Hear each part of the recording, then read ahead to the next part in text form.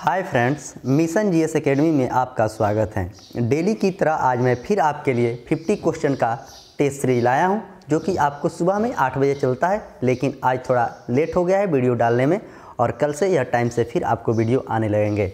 बीच में 2 दिन छठ पूजा के कारण वीडियो नहीं आया था। अब छठ पूजा ख़त्म हो गया और कंटिन्यू अब वीडियो आते रहेगा। जो भी स्टूडेंट इस सीरीज़ से कंटिन्यू जुड़े हैं वो आप लोग जुड़े रहें, इससे आपको काफ़ी ज़्यादा लाभ मिलेगा। जो भी आपका आगामी एग्ज़ाम होने वाला है, यानी बिहार एसएससी, 68वीं बीपीएससी पीटी, बिहार दरोगा, बिहार पुलिस, यूपी लेखापाल और यूपी सिविल कोर्ट और बिहार सिविल कोर्ट, ये सभी में आपको काफ़ी ही कार्यरत साबित होगा। मैं आशा करता हूं कि जो भी स्टूडेंट अभी तक इस सीरीज़ से जुड़े हैं उनको काफ़ी ज़्यादा लाभ मिला है और उनका तैयारी भी काफ़ी अच्छा हो चुका है। और वो जो भी एग्ज़ाम देने जाते होंगे उनका रिजल्ट जीके में अच्छा परफॉर्मेंस होता होगा और रिजल्ट भी उनका होता होगा। तो आप लोग भी इस सीरीज़ से जल्द जुड़ जाएं और अपना रिजल्ट सुनिश्चित करें। किसी भी चीज़ की तैयारी करने से पहले उसके सब्जेक्ट के बारे में जानना चाहिए और किसी भी सेट को अगर आप बनाते हैं तो उसे आप अच्छे से डिस्कशन करेंगे, तभी आपको उससे फ़ायदा मिलेगा, अन्यथा उससे कुछ भी फ़ायदा मिलने वाला नहीं है। तो किसी भी सेट को बनाएं, उसके चारों ऑप्शन का डिस्कशन करें, आप ज़रूर ही सफल होंगे और आपका कन्फ्यूजन जब दूर हो जाएगा तो आपका एग्जाम में क्वेश्चन गलती होने की संभावना नहीं रहेगी और रिजल्ट सुनिश्चित जरूर होगा। तो मैं आशा करता हूं कि इस बात को आप फॉलो करते होंगे। अगर इस बात को आप कंटिन्यू फॉलो करते आ रहे हैं तो आपकी तैयारी काफ़ी अच्छी हो गई होगी। नए लोग जो भी हैं चैनल पर, चैनल को सब्सक्राइब करें, लाइक करें और बेल आइकन दबाना ना भूलें। बेल आइकन दबाइएगा तो सबसे पहले वीडियो का नोटिफिकेशन आपके पास जाएगा। और इसका पीडीएफ अगर आप पाना चाहते हैं तो मेरा Telegram channel mission GS academy Patna से चलता है, उसे ज्वाइन कर लीजिएगा। उसका लिंक वीडियो के डिस्क्रिप्शन में डाल दिया जाता है। वहाँ पर आपके सारे पीडीएफ, अभी तक मैंने 140 वीडियो, जो 40 कंटिन्यूस सेट चलता था उसमें 40 क्वेश्चन रहते थे और 40 क्वेश्चन के चारों ऑप्शन का डिस्कशन किया जाता था, वो भी आपको प्लेलिस्ट में मिल जाएगा। और ग्रुप डिस्कशन लाइव जो चलता था वो भी आपको प्लेलिस्ट में मिल जाएगा। उससे आपको काफ़ी ज़्यादा लाभ मिलेगा। और इसमें मेरा आज 19 नंबर सेट है जो इडोटेरिया का न्यू बुक है। इसमें 100 सेट है और 5000 क्वेश्चन जो आपको सिलेक्टेड दिया गया है, ये कहीं ना कहीं आपके एग्जाम में पूछा हुआ क्वेश्चन है। नए लोग जरूर चैनल को सब्सक्राइब करेंगे, लाइक करेंगे और अपने दोस्तों में शेयर करेंगे। और बिहार एसएससी की एग्ज़ाम की बात करें तो अभी कोई ऑफिशियल नोटिस नहीं आया है कि एग्ज़ाम का डेट बढ़ा है या नहीं, लेकिन हमको 26 और 27 नवंबर के ही डेट मानकर तैयारी करना है, अन्यथा जो भी नोटिस आएगा तो आपको पता चल ही जाएगा। तो चलिए सेशन की शुरुआत करते हैं। आज का पहला क्वेश्चन क्या है देखते हैं। किसी क्षेत्र के मरुस्थल माना जाएगा यदि जहां बालू के टीला की प्रधानता हो, तापमान 42 डिग्री सेल्सियस से अधिक हो, वार्षिक वर्षा 25 सेंटीमीटर से कम हो और ऑप्शन डी की बात करें तो इनमें से कोई नहीं। तो इसका करेक्ट आंसर की बात करें ऑप्शन सी हो जाएगा। जहां वार्षिक वर्षा 25 सेंटीमीटर से कम होता है वहां के किसी मरुस्थलीय क्षेत्र का माना जाएगा। वर्षा की माप रन गेज से किया जाता है। क्वेश्चन नंबर 2, दिए गए विकल्प में कौन यमुना की सहायक नदी है? तो सबसे पहले मैं बता दूं कि यमुना गंगा की सबसे बड़ी सहायक नदी है और गंगा नदी की लंबाई की बात करें तो 2525 किलोमीटर इसकी लंबाई है और यह उत्तराखंड के गंगोत्री से निकलती है और बंगाल के खाड़ी में जाकर गिरती है। गंगा नदी पर सबसे बड़ा शहर की बात करें तो कानपुर है और राजधानी की बात करेंगे तो पटना है। तो यह किसकी सहायक नदी नहीं है, यहाँ पर यह क्वेश्चन पूछा गया है। तो चंबल, केन, घाघरा और बेतवा, तो इसका आंसर हो जाएगा आपको ऑप्शन सी, घाघरा नदी की सहायक नदी नहीं है। चंबल नदी पर कोटा शहर बसा है। क्वेश्चन नंबर 3, किस दर्रे से होकर ब्रह्मपुत्र नदी भारत में प्रवेश करती है? ब्रह्मपुत्र नदी जो तिब्बत के मानसरोवर से निकलती है और माजुली द्वीप आपको ब्रह्मपुत्र नदी पर है, जो कि असम के जोरहट जिला में पड़ता है। तो यह कहाँ से और किस दर्रे से प्रवेश भारत में करती है? तो बोमडीला दर्रा, यांगयाप दर्रा, दिफू दर्रा और ऑप्शन डी की बात करें तो ए और बी दोनों। तो इसका करेक्ट आंसर आपको हो जाएगा ऑप्शन बी, यानी कि यांगयाप दर्रा से यह भारत में प्रवेश करती है। इसकी कुल लंबाई की बात करें तो 2880 किलोमीटर इसकी लंबाई है, लेकिन भारत में इसकी लंबाई कम है और भारत की सबसे लंबी नदी की बात करें तो आज आपको यमुना है। क्वेश्चन नंबर 4, 19 ईस्ट रिज कहाँ पर स्थित है? हिंद महासागर में, आर्कटिक महासागर में, प्रशांत महासागर में और अरब सागर में। तो इसका आंसर हो जाएगा आपको हिंद महासागर। सबसे बड़ा सागर की बात करें तो प्रशांत महासागर है, उसके बाद आपको आर्कटिक महासागर है और तीसरे स्थान पर हिंद महासागर है और चौथे स्थान पे आपको अटलांटिक महासागर है। तो कभी कभी आपके एग्जाम में इसको सीरीज को सजाने को भी पूछा जाता है, तो ये चीज़ आप अच्छे से याद रखेंगे। क्वेश्चन नंबर 5, भारत में गरीबी के निर्धारण हेतु योजना आयोग ने किस वर्ष सुरेश तेंदुलकर समिति का गठन किया था? तो योजना आयोग के स्थान पर आपको नीति आयोग लाया गया है। तो योजना आयोग की स्थापना की बात करें तो 1950 में इसकी स्थापना 15 मार्च को किया गया था और 2014 में भारत के प्रधानमंत्री नरेंद्र मोदी के द्वारा योजना आयोग के स्थान पर नीति आयोग का गठन किया गया और नीति आयोग की स्थापना 1 जनवरी 2015 को हुआ और नीति आयोग के प्रथम अध्यक्ष की बात करें तो प्रधानमंत्री थे और उसका उपाध्यक्ष की बात करें तो अरविंद पनगड़िया थे। तो इस तरह सुरेश तेंदुलकर समिति का गठन कब किया गया था, यहाँ पर ये बात पूछा गया। तो 2002 में, 2004 में, 2007 में और 2009 में। तो इसका करेक्ट आंसर आपको ऑप्शन बी हो जाएगा, यानी कि 2004 में इसकी स्थापना की गई थी। क्वेश्चन नंबर 6, एक तरफ आपको क्षेत्र दिया गया है, दूसरे तरफ उत्पादन, इसको मिलाना है। तो आइए मिलाते हैं इसको। प्राथमिक क्षेत्र जो है आपको मधुमक्खी पालन से संबंधित है, मधुमक्खी के अध्ययन को एपीकल्चर कहा जाता है। द्वितीयक क्षेत्र की बात करें तो सलाहकारी संस्था होता है और तृतीयक आपके जूते का कारखाना होता है। तो इस तरह इसका आंसर हो जाएगा ए का 2, बी का 3 हो जाएगा और डी का हो जाएगा आपको 1, यानी कि ऑप्शन ए इसका करेक्ट आंसर है। क्वेश्चन नंबर 7, पश्चिम बंगाल की रानीगंज प्रसिद्ध है। पश्चिम बंगाल में जो रानीगंज एक जगह है वह किस लिए प्रसिद्ध है?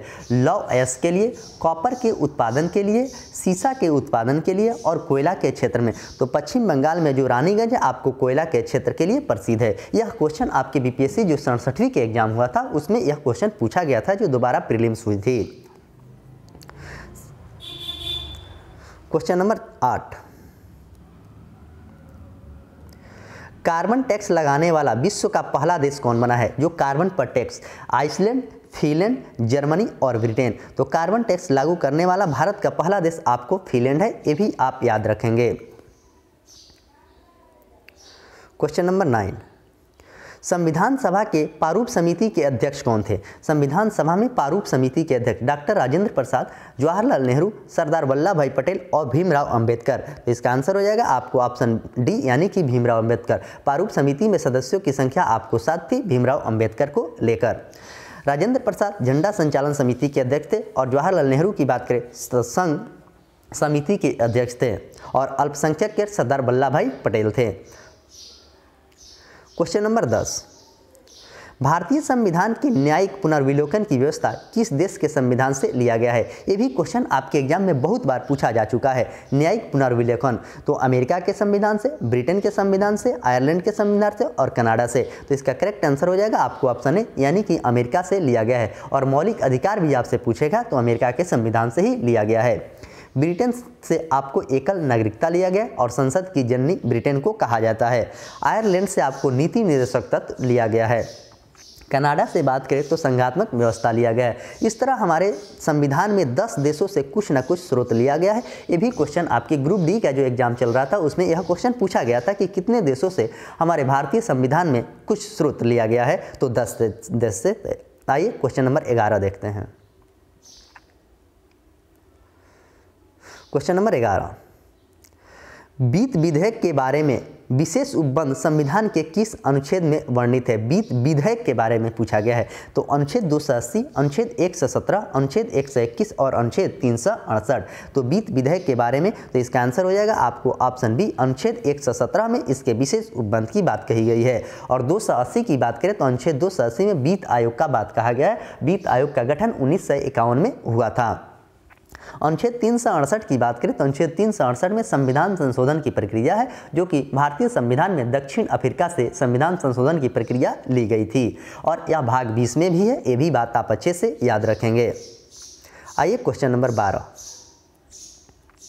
संघ और राज्य के अधीन सेवाएं संविधान के किस भाग में उल्लेखित है? हमारे भारतीय संविधान के भाग में 22 भाग है और वर्तमान स्थिति के अनुसार अगर खंड वाइज आपसे पूछता है तो आपको 25 भाग है। तो ऐसे पूछा गया है किस में सेवा के संविधान के किस भाग में संघ और राज्य का है? तो भाग 11 में है, भाग 13 में, भाग 14 में है और भाग 20 में है। तो इसका आंसर हो जाएगा आपको ऑप्शन सी, यानी कि भाग 14 में यह बात कहा गया है। और भाग 20 की बात करें तो भाग 20 में आपको संविधान संशोधन की प्रक्रिया की बात है, जो कि दक्षिण अफ्रीका के संविधान से भी लिया गया है। ये भी बात आप अच्छे से याद रखेंगे। क्वेश्चन नंबर एक तरफ सूची मिलाना है और दूसरे तरफ सूची 2 से मिलाना है। तो आइए इसको मिलाते हैं। तो सबसे पहले बंदी प्रतिरक्ष करना मतलब होता है कि बंदी मतलब शरीर को प्रस्तुत करना, यानी कि शरीर को प्रस्तुत। परमादेश, परमादेश मतलब होता है कि हम आदेश देते हैं। प्रतिषेध, प्रतिषेध का होता है कि अधीनस्थ न्यायालय।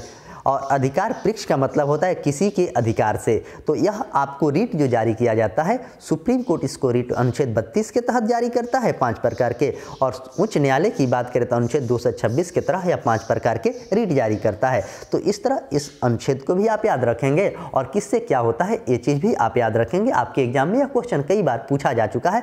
प्रतिषेध आपको याद ही होना चाहिए कि अधीनस्थ न्यायालय के उल्लेख के बारे में कहा जाता है। तो इस तरह इसका आंसर हो जाएगा आपको ऑप्शन डी, यानी कि ए का 4, बी का 3, सी का 2 और डी का 1।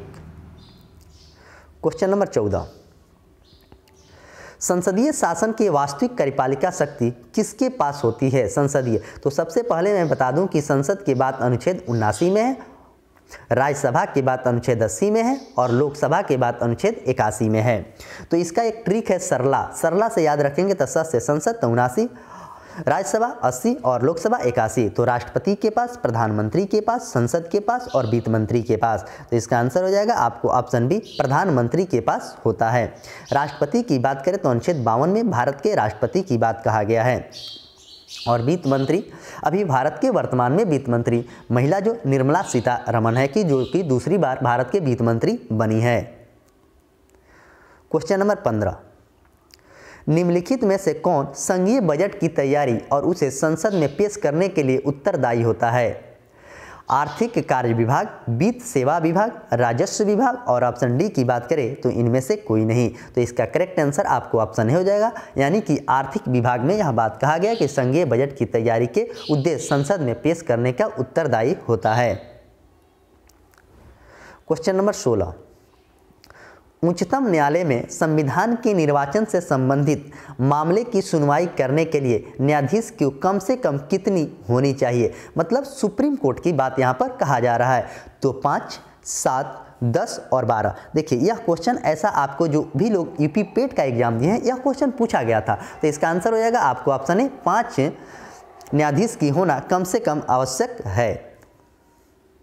क्वेश्चन नंबर 17, औरंगजेब के संबंध में कौन सा कथन असत्य है? औरंगजेब के संबंध में कौन सा कथन असत्य है? औरंगजेब सभी धर्म को मानता था, इसने गुरु अर्जुन देव को फांसी दिलवाया था, इसने जजिया कर को पुनः लागू किया था और ऑप्शन डी की बात करें तो सभी सत्य है। तो इसमें पूछा गया है कि कौन सा असत्य है, तो इसका आंसर हो जाएगा आपको ऑप्शन बी, उन्होंने गुरु अर्जुन देव की हत्या नहीं तेग बहादुर की हत्या कराया था और गुरु अर्जुन देव की हत्या गुरु अंगद ने जहांगीर ने करवाया था। ये बात आप अच्छे से याद रखेंगे, यह क्वेश्चन आपसे पूछा जाता है। औरंगजेब ही ऐसा शासक मुगल शासक में था जिसका 2 बार राज्याभिषेक भी हुआ है। क्वेश्चन नंबर 18, विजयनगर आने वाला प्रमुख विदेशी यात्री डोमिन पायस किसके शासनकाल में आया था? तो मैंने इससे पहले जो आपको स्मरणीय तथ्य बताया था उसमें एक क्वेश्चन को आपके सामने चर्चा किया था। देवराय प्रथम, देवराय द्वितीय, अच्युत राय और कृष्णदेव राय। तो इसका आंसर हो जाएगा आपको ऑप्शन डी, यानी कि कृष्णदेव राय के शासनकाल में आया था। कृष्णदेव राय के द्वारा अमुक्त माल्यवाद लिखा गया था पुस्तक, ये भी बात आप याद रखेंगे। क्वेश्चन नंबर 19, क्वेश्चन नंबर 19, वैदिक सभ्यता में आर्यों की प्रशासनिक इकाई को कितने भागों में बांटा गया है? वैदिक सभ्यता में 3 भाग, 5 भाग, 6 भाग और 7 भाग। तो इसका आंसर हो जाएगा आपको ऑप्शन बी, यानी कि 5 भाग में वैदिक सभ्यता को आर्यों की प्रशासनिक इकाई में बांटा गया है। क्वेश्चन नंबर 20, सिंधु घाटी सभ्यता का सबसे बड़ा स्थल कौन सा है? सिंधु घाटी सभ्यता का हड़प्पा, मोहनजोदड़ो, राखीगढ़ी और कालीबंगा। तो इसका आंसर हो जाएगा आपको ऑप्शन बी यानी कि मोहनजोदड़ो। मोहनजोदड़ो को मृतकों का टीला कहा जाता है। कालीबंगा जो कि राजस्थान में, यहाँ से जुते हुए हल का साक्ष्य मिला है। और भारत का सबसे बड़ा स्थल पूछेगा तो आपको राखीगढ़ी हरियाणा के हिसार जिला में स्थित है। सिंधु सभ्यता हड़प्पा सभ्यता की देन है। क्वेश्चन नंबर 21, ऋग्वैदिक कालीन नदियों में सदा नीर किस नदी के प्राचीन नाम है? सदा नीर की बात कहा गया है तो झेलम, सतलज, ब्यास और गंडक। तो इसका आंसर हो जाएगा आपको ऑप्शन डी यानी कि गंडक। यह नदी मेरे घर से 5 किलोमीटर दूर है, जिसे सदा नीर यानी नारायणी भी कहा जाता है। झेलम, सतलज ये सब आपको जम्मू कश्मीर के श्रीनगर के आसपास में नदी है। सतलज नदी से ही आपको इंदिरा गांधी नहर में पानी मिलता है। ये भी बात आप अच्छे से याद रखेंगे, ये भी क्वेश्चन आपसे एग्जाम में पूछा जाता है। तुलुल परियोजना आपको झेलम नदी पर है। क्वेश्चन नंबर 22, महात्मा बुद्ध ने सर्वाधिक उपदेश कहाँ पर दिए थे? तो श्रावस्ती में, वैशाली में, कौशाम्बी में और सारनाथ में। तो महात्मा बुद्ध सबसे ज़्यादा उपदेश आपको श्रावस्ती में दिए। श्रावस्ती आपको उत्तर प्रदेश में पड़ता है। और महात्मा बुद्ध सबसे प्रथम उपदेश की बात करें तो उन्होंने राजगीर में प्रथम उपदेश उन्होंने सारनाथ में दिया था, जिसे धर्मचक्र प्रवर्तन कहा गया था। ये क्वेश्चन आपको यूपी पेट के एग्जाम में पूछा गया था। 4 बौद्ध संगतियाँ हुई है। प्रथम बौद्ध संगति जो हुआ था आपको राजगीर में हुआ था, दूसरा आपको वैशाली में, तीसरा आपको पाटलिपुत्र में और चौथा कुंडलवन जम्मू कश्मीर में हुआ था। ये सब भी आप अपने याद रखेंगे। क्वेश्चन नंबर 23, किस स्थान पर साइमन विरोधी जुलूस का नेतृत्व करते हुए लाला लाजपत राय को पुलिस द्वारा लाठीचार्ज से घायल हुए थे? तो लाहौर में, अमृतसर में, दिल्ली में और कोलकाता में। तो इसका आंसर हो जाएगा आपको ऑप्शन ए यानी कि उन्हें लाहौर में पुलिस के द्वारा लाठीचार्ज से घायल किया गया था। स्वर्ण मंदिर आपको अमृतसर में है और इंडिया गेट आपको दिल्ली में है और विक्टोरिया महल आपको कोलकाता में है। क्वेश्चन नंबर 24, निम्नलिखित में से किसने गांधी इरविन समझौते में महात्मा गांधी के संतावना पुरुष कहा था?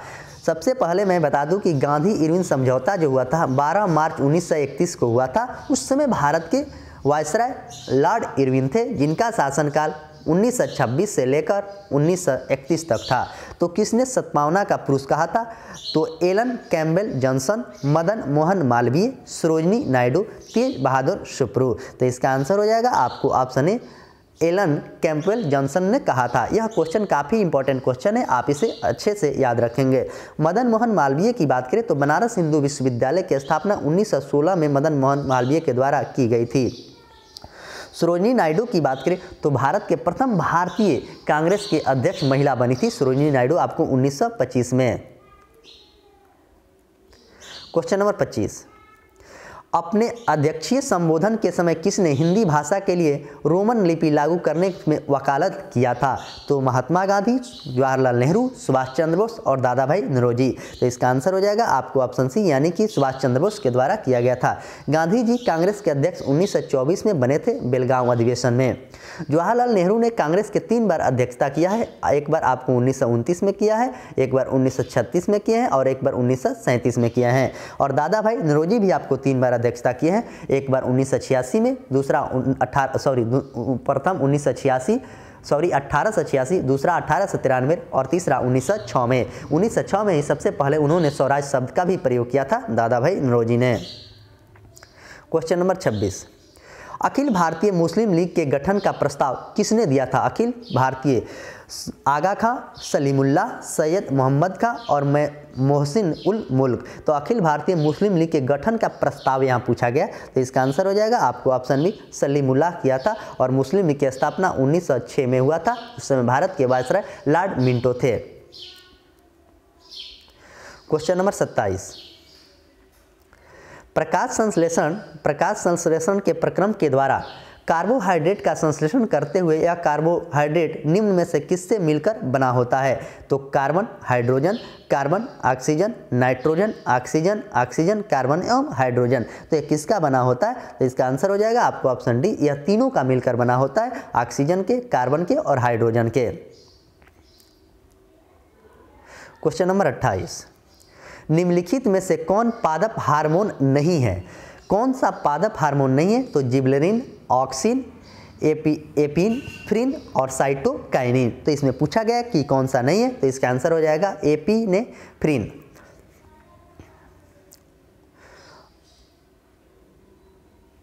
क्वेश्चन नंबर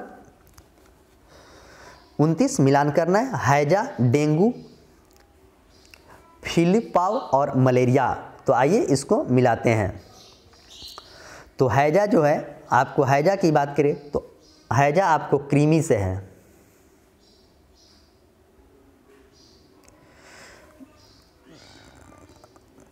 मिलाने वाला में थोड़ा सा प्रॉब्लम आती है। तो 29 का आंसर हो जाएगा आपको ऑप्शन सी।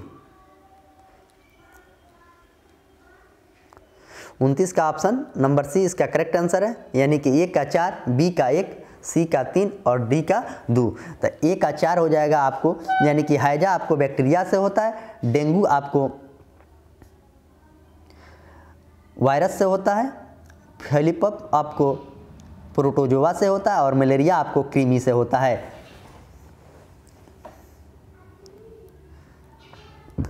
क्वेश्चन नंबर 30, निम्न में से कौन आनुवांशिक रोग है? तो हीमोफीलिया, थैलीसीमिया और सिजोफ्रेनिया।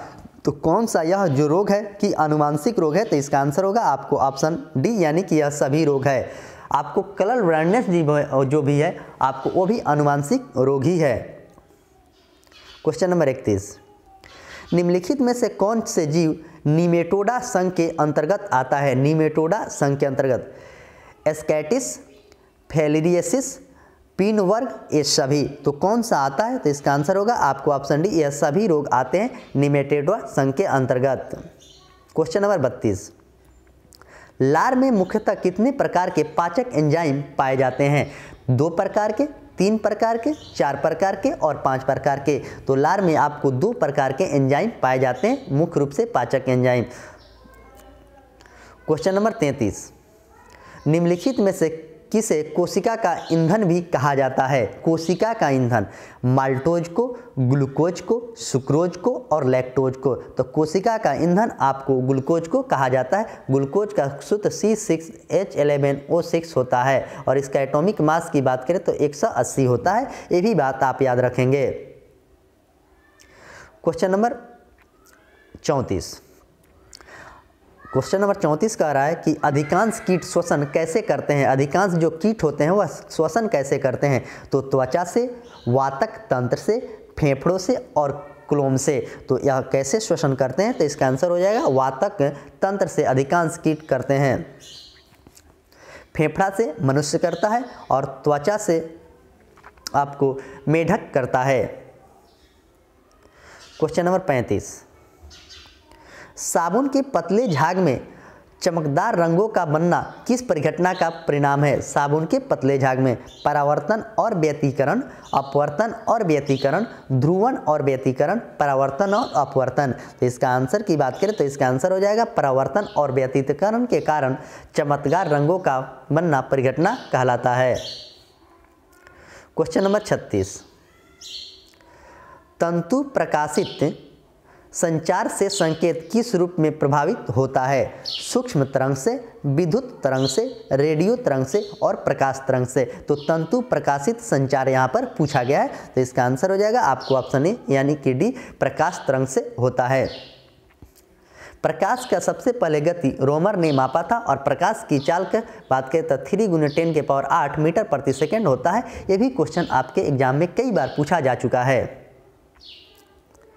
क्वेश्चन नंबर 37, यदि एक लोलक को भूमध्य रेखा से ध्रुव की ओर लाया जाता है, भूमध्य रेखा से ध्रुव की ओर लाया जाता है तो उसका आवर्तकाल ध्रुव पर क्या होगा? यदि किसी लोलक को तो अधिकतम होगा, न्यूनतम होगा, अपरिवर्तित रहेगा, और ऑप्शन डी की बात करें तो A+B यानी कि दोनों रहेगा। तो इसका आंसर हो जाएगा आपको ऑप्शन बी यानी कि न्यूनतम रहेगा, भूमध्य रेखा से ध्रुव की ओर लाया जाता है तब। क्वेश्चन नंबर 38, साबुन के बुलबुले के अंदर का दबाव वायुमंडलीय दाब से क्या होता है? साबुन के बुलबुले का अधिक होता है, कम होता है, आधा होता है और बराबर होता है। तो इसका आंसर की बात करें तो अधिक होता है, करेक्ट आंसर है। वायुमंडलीय दाब आपको बैरोमीटर से मापा जाता है, ये भी बात आप अच्छे से याद रखेंगे। क्वेश्चन नंबर 39, जब एक वस्तु का एक समान वितीय वेग से त्वरित होती है तो निम्नलिखित में से कौन सा परिवर्तित होता है? जब कोई वस्तु तो द्रव्यमान, संवेग, गति और दिशा, तो क्या परिवर्तित होता है? यह बात पूछा गया, तो दिशा परिवर्तित होता है। क्वेश्चन नंबर 40, किसी अक्रिय गैस को छोड़कर सभी उत्कृष्ट गैसों के परमाणु के अंतिम कक्षा में 8 इलेक्ट्रॉन विद्यमान रहते हैं। तो सबसे पहले मैं बता दूं कि आपको अक्रिय gas helium, argon, radon, xenon, krypton, ये सब हैं, ये सभी अक्रिय गैस हैं। लेकिन एक हीलियम जो है उसी में आपको 8 इलेक्ट्रॉन नहीं रहते, बाकी सभी में 8 इलेक्ट्रॉन रहते हैं। वायुमंडल में सबसे ज़्यादा आपको रेडॉन गैस पाया जाता है अक्रिय में। अक्रिय गैस का खोजकर्ता रेमजे था, ये भी बात याद रखें। Question number 41,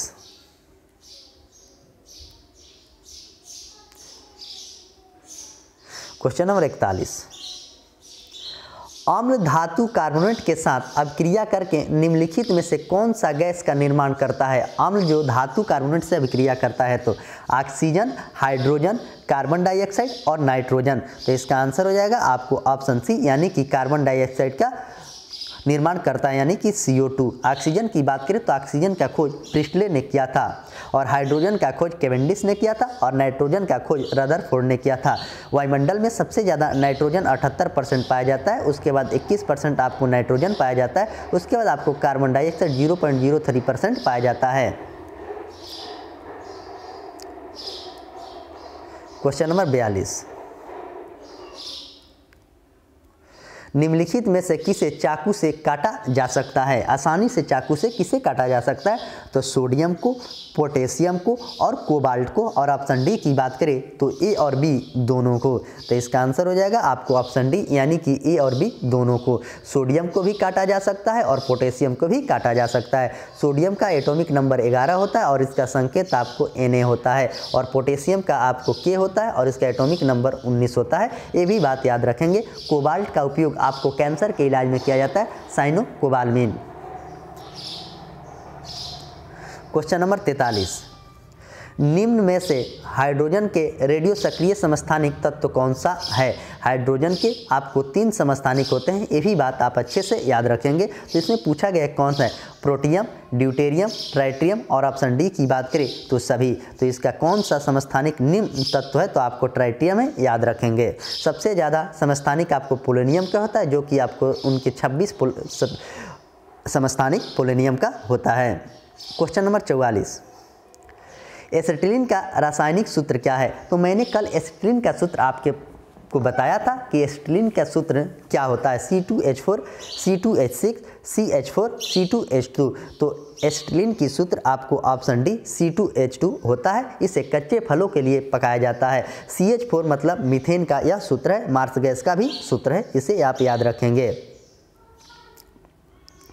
question number 45, black Gandhi निम्न में से किसका उपनाम है? ब्लैक गांधी जो है निम्न में से किसका है?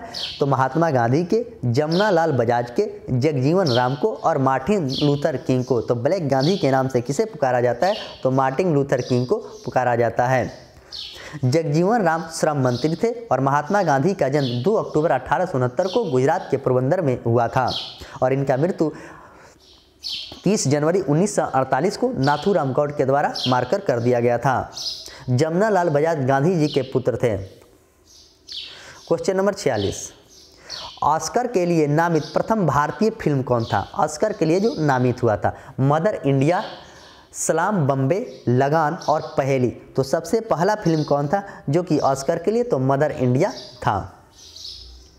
क्वेश्चन नंबर 47, विश्व शिक्षक दिवस किस तिथि को मनाया जाता है? इंटरनेशनल टीचर डे यहाँ पर पूछा है। 5 सितंबर को, 5 अक्टूबर को, 14 सितंबर को और 14 नवंबर को। तो विश्व शिक्षक दिवस की बात करें तो विश्व शिक्षक दिवस आपको 5 अक्टूबर के मनाया जाता है। और ओनली शिक्षक दिवस पूछेगा तो 5 सितंबर को सर्वपल्ली राधाकृष्णन के याद में मनाया जाता है। 14 सितंबर को हिंदी दिवस मनाया जाता है। आपको 14 नवंबर को मधुमेह दिवस मनाया जाता है। तो जो भी दिवस इंपॉर्टेंट था मैंने आपके सामने चर्चा किया हूँ। ये सब दिवस आपके एग्जाम में पूछा ही जाता है।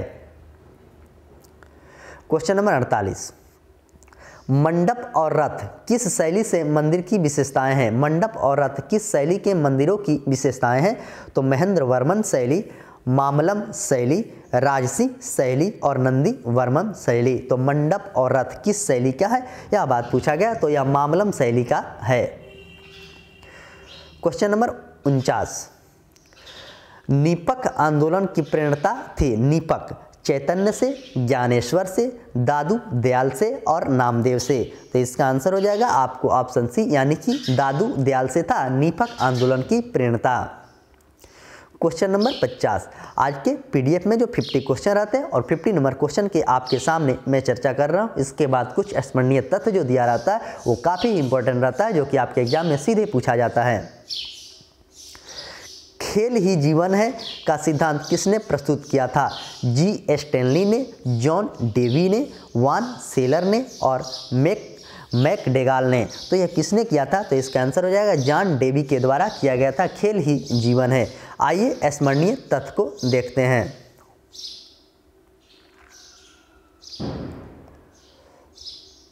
आज मैं अकबर के बारे में चर्चा करूंगा। इसके पहले मैंने बाबर के बारे में चर्चा किया था। सम्राट अकबर का राज्याभिषेक की बात करें तो 14 फरवरी 1556 को कन्नौज में हुआ था और अकबर का जन्म 1542 में हुआ था 15 अक्टूबर को। ये भी बात याद रखेंगे। 13 वर्ष 7 महीना के शासनकाल में उनका राज्याभिषेक हुआ था। अकबर का संरक्षण आपको बैरम का था। 5 नवंबर 1556 को अकबर और हेमू के बीच पानीपत की दूसरी लड़ाई हुआ था जिसमें अकबर विजय हुआ था। और प्रथम युद्ध की पानीपत की बात करें तो 1526 में हुआ था, बाबर और इब्राहिम लोदी के बीच में हुआ था। ये भी बात याद रखेंगे। तीसरा पानीपत के युद्ध 1761 में हुआ था, अहमद शाह अब्दाली और मराठों के बीच में। 18 जून 1576 को अकबर एवं महाराणा प्रताप के बीच हल्दी घाटी का युद्ध हुआ था। पूछेगा कि हल्दी घाटी का युद्ध कब हुआ था? तो अकबर और महाराणा प्रताप के बीच हुआ था जो कि 1576 में, जिसमें अकबर का विजय हुआ और महाराणा प्रताप की हार हुई। हल्दी घाटी के युद्ध में मुगल सेना का नेतृत्व मान सिंह ने किया था। हल्दी घाटी का जो युद्ध हुआ था उसमें मुगल सेना का नेतृत्व जो किया था आपको मान सिंह के द्वारा यह किया गया था। ये भी बात आपके एग्जाम में पूछा जाता है।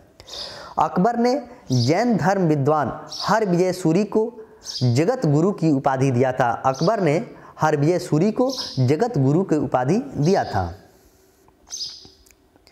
जब्ती प्रणाली की शुरुआत अकबर के शासनकाल में हुआ था। जब्ती जो प्रणाली था उसकी शुरुआत किसने किया था? तो उसकी शुरुआत आपको अकबर के द्वारा की गई थी।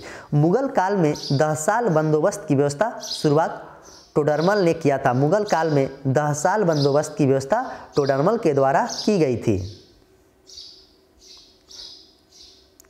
दीने इलाही धर्म स्वीकार करने वाला प्रथम हिंदू शासक पूछेगा तो आपको बीरबल था। और दीने इलाही की शुरुआत की बात करें तो 1582 में हुआ था। ये भी बात आप याद रखेंगे। अकबर के समय में दसवंत और बसावन और अब्दुल समद प्रसिद्ध चित्रकार थे। यह क्वेश्चन कई बार आपके एग्जाम में पूछा जाता है और स्टूडेंट जहांगीर मार के चले जाते हैं तो क्वेश्चन गलत होता है। तो यहाँ पर अच्छे से याद रखेंगे। अकबर के समय में दसवंत, बसावन और अब्दुल समद थे चित्रकार। इसने तानसेन को कंठाभरण वाणी विलास की उपाधि दिया था। किसने? तो अकबर ने यह दिया था। जो भी बात हो रहा है अकबर के बारे में ही बात हो रहा है। इसने अनुवाद विभाग की स्थापना किया था। अकबर ने अनुवाद विभाग की भी स्थापना किया था। अकबर ने गुजरात के विजय के उपलक्ष्य में बुलंद दरवाजा का निर्माण भी करवाया था अकबर ने। यह नगाड़ा वाद्यंत्र बजाने में निपुण था। अकबर जो था नगाड़ा बजाने में बहुत ही निपुण था। ये भी क्वेश्चन आपके एग्जाम में बहुत बार पूछा जा चुका है। इसके शासनकाल की प्रणाली की प्रमुख विशेषता की बात करें तो मनसबदारी प्रथा की शुरुआत अकबर ने ही किया था और इसके शासन में आगरा का लाल किला, बुलंद दरवाज़ा, पंचमहल, दीवान खास, इलाहाबाद का किला एवं लाहौर का किला का निर्माण किया गया था। यह क्वेश्चन आपसे पूछा जाता है कि आगरा का जो लाल किला है, बुलंद दरवाज़ा है, पंचमहल, दीवान खास, इलाहाबाद का किला एवं लाहौर का किला का निर्माण अकबर के द्वारा की गई थी। इसने अब्दुल समद सीरी को सीरी कलम के और महमूद हुसैन को कश्मीरी कलम यानी कि जड़ी कलम की उपाधि दिया था। ये क्वेश्चन पूछा जाता है, स्टूडेंट गलत कर देते हैं। अब्दुल समद सीरी कलम और महमूद हुसैन कश्मीरी को जड़ी कलम, तो आप अच्छे से याद रखेंगे। आइए, अकबर के द्वारा चलाए गए महत्वपूर्ण का दास प्रथा का अंत अकबर कब किया था? तो 1562 में दास प्रथा का अंत अकबर ने किया था। तीर्थ यात्रा की समाप्ति अकबर ने आपको 1563 में किए थे। यह आपको इम्पोर्टेंट है, यहाँ से क्वेश्चन रहते हैं। जजिया कर की समाप्ति अकबर ने 1574 में किया था।